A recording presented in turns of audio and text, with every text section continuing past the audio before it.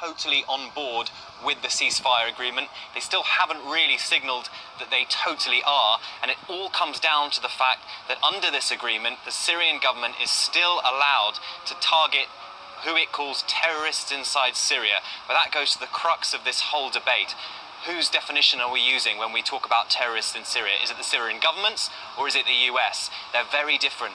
So until that kind of debate can be sorted, until the skirmishes can totally die down, it won't be time yet to get that all-important humanitarian aid into Syria. James, thank you very much. Let's talk to some Syrian residents here in the UK then. Mohammed Isreb, who welcomes the ceasefire effort. He has relatives in various places in Syria, and Julnar Janjo, who does not particularly welcome the ceasefire, even though you have relatives in Aleppo. Tell us why, Julnar. Can you repeat, please? Tell us why you don't welcome this ceasefire. Welcoming the ceasefire? I can't hear. Can you hear me, Julnar? Do you think the ceasefire is a good idea? Yeah, of course, yeah. The ceasefire, if it happens, at least if you can say for one day, it will save between 50 and 100 lives. So for sure, and 100% I support this step, and I hope all conversation that's going on between Lavrov and John Kerry and UN and EU goes well, and they apply this step just to save lives. That's all we need now in Aleppo and all Syria. Mohammed, you've got relatives too in various places in Syria. What are you picking up about whether they say this ceasefire is holding? Well, apparently the ceasefire, the ceasefire since the first few hours of implementing it, there was violation by Assad regime. There was reports and actually even like relatives confirming that there are some bombing in the eastern side of Aleppo.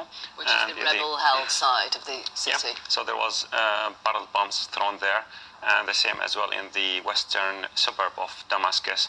There are reports of as well barrel bombs being thrown there just hours after the ceasefire was implemented. I think the problem with this ceasefire is similar to all previous ones.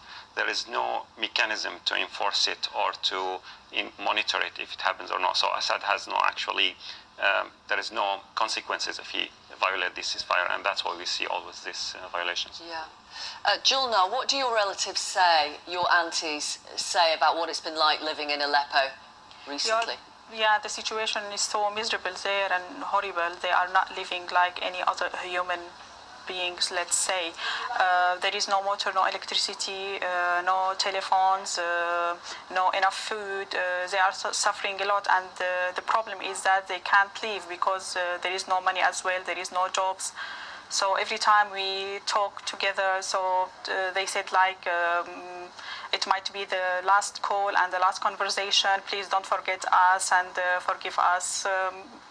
That sort of thing. So like farewell messages. So the situation is so miserable there, and here we feel sad, and we are trying to do anything just to help Syrian people and people especially in Aleppo under siege and under airstrikes all the time and barrels and bombing.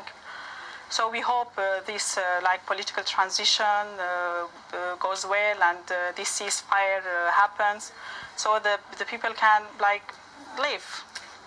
Yeah, simple as that, isn't it, Mohammed? Except it's not simple in any shape or form, is it? Let's imagine this holds for 7 days. Let's hope it does.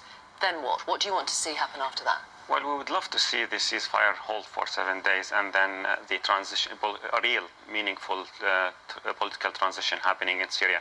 However, as I said again, there is no actually sign of it happening, is going to last actually. The trouble with this, as I say, there is no enforcement. What we need actually to see in Syria is what we have seen now. Actually, they implemented this in the eastern side. The US forced the Assad regime, they warned the Assad regime not to attack the city of Hasaka. And as a result, actually, the regime withdrew their forces from the airport in Kamishli. So we need something similar to say, if you violate this ceasefire, if you bomb civilian areas, we are going to retaliate against that. However, if we don't do that, there won't be any meaningful reason for it. And when you say retaliate, what do you mean? Well, bombing back areas like in the regime, like the forces that do that, for example, airports or military assets. So if you bomb Assad, we'll bomb you? Yeah, so that actually, and not only for Assad, even for the opposition if they do that.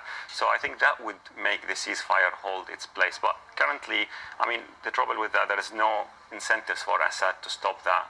And, you know, the policies that he's going with, you know, bombing civilians and besieging some of the areas, starving them to death. This is actually working for him, so why would he change? Okay. Thank you both very much. Thank you, Julnar. Thank you for coming on the programme. Thank you. Appreciate your time. Julnar Janjo, who has relatives in Aleppo, and Mohammed Izreb, thank you, who has relatives in various different places.